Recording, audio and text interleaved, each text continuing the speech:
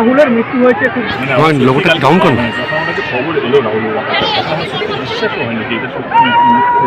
মানে কি অনেক সময় ফরওয়ার্ড চলে আসে নয়ন কথা বললে শুনছি লোকটা ডাউন করতে হচ্ছে। জানতে পারলাম যে না সত্যি খুব দুঃখজনক, খুব তাড়াতাড়ি চলে গেছে। মানে রাহুল আমার এখনও মনে আছে যখন রাজ ওর সঙ্গে সেখানে আমি একটা আইটেম সং করেছিলাম প্যান্টের তালি, এবং আমার এখনও মনে আছে আমি রাজ আমরা ওর গানে বাতাসে গুনগুন যেন ওর হাতে মনে আছে সাউথে যাওয়ার কথা ছিল গানের শুটিংয়ের জন্য। আমি রাজ ওর প্রতি নিয়ে রাহুলকে নিয়ে আমরা শপিং করতে গিয়েছিলাম প্রথম ছবিতে, সাউথ সিটি মল সবে খুলেছিল। তারপরে আমরা শপিং করতে আমরা রাজের এখন মনে থাকার কথা।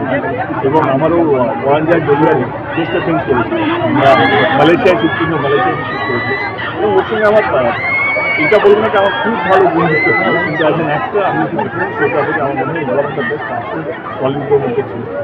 এটা আমার মনে হয় যে বাংলার দর্শক বাংলার ইন্ডাস্ট্রির অনেক বড় ক্ষতি হলো, খুব তাড়াতাড়ি চলে যায়। আমি এইটুকু বলবো যে উনি যে রাস্তায় হাঁটেন উনি শান্তি পায় এবং ঈশ্বর আপনাকে শান্তি পায়।